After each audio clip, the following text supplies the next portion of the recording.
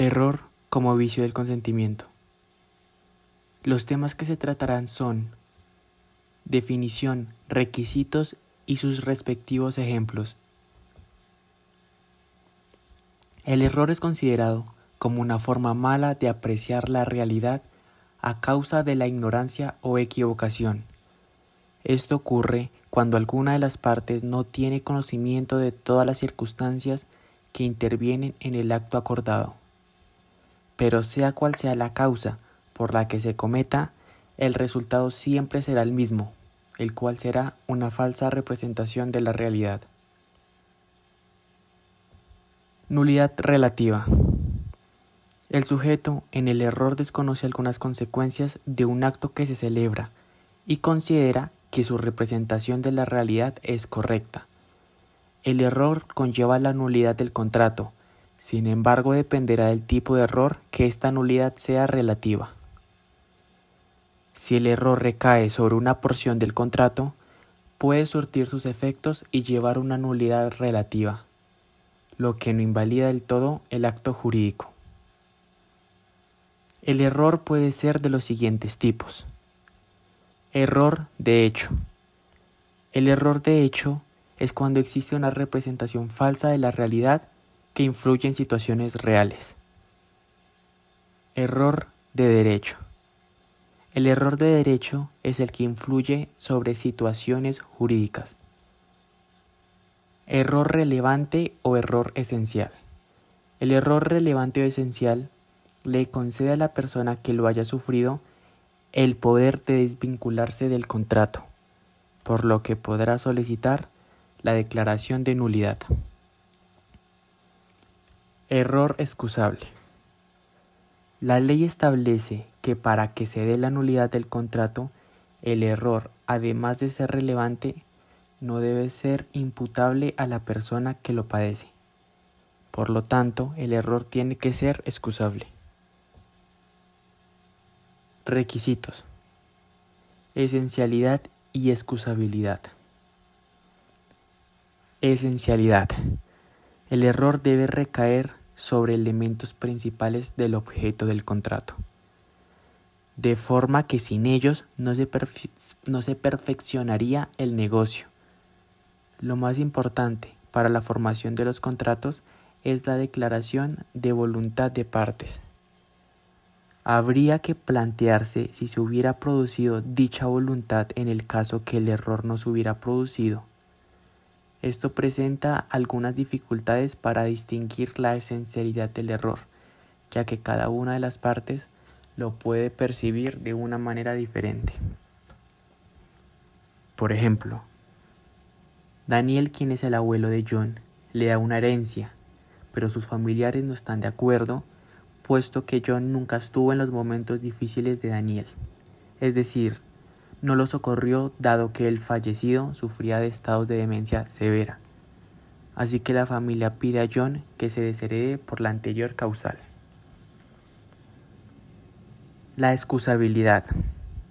Es inexcusable el error que se pudo haber evitado con un comportamiento regular y no se hizo, con lo cual el que cayó en el error deberá asumirlo sin que ninguna de las partes pueda solicitar la anulación del contrato.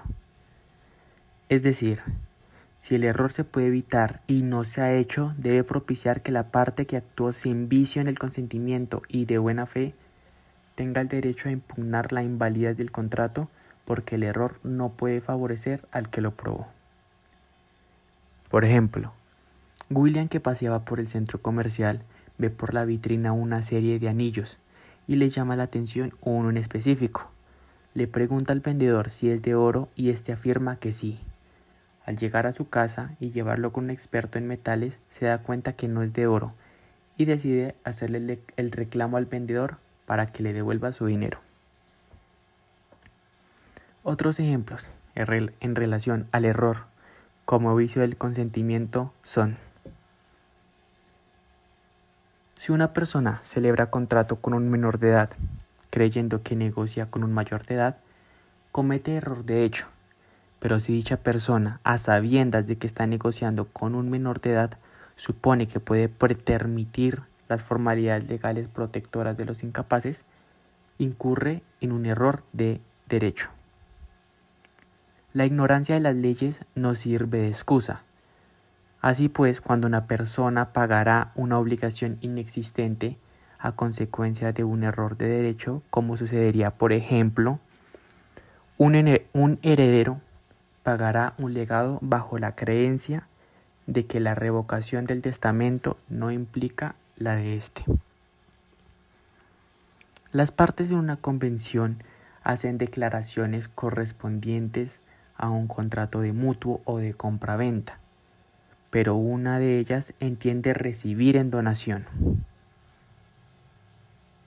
Cuando una persona compraba candelarios de plata, atendiendo principalmente a esta calidad, y los candelabros realmente no eran de plata sino de otro metal semejante, el consentimiento quedaba viciado, pero no porque el comprador hubiera cometido un error sobre la composición material del objeto, sino porque esta era la calidad que él había tenido principalmente en mira al tiempo de contratar.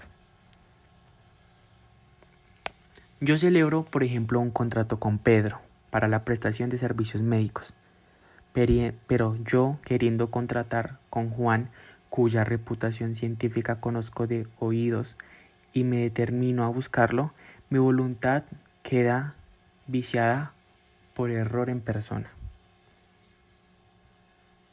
Si queriendo encargar a Pedro la confección de un cuadro en atención a los dotes artísticos y la fama de que goza, me dirijo al que creo es su estudio y contrato con la persona que allí se encuentra sin cerciorarme previamente de su identidad, y esta persona resulta no ser Pedro sino Juan, tengo yo el derecho a pedir la nulidad del contrato por haber incurrido en error acerca de la identidad de la persona. Pero la buena fe de Juan también lo autoriza para exigirme la indemnización de los perjuicios causados por mi ligereza y descuido.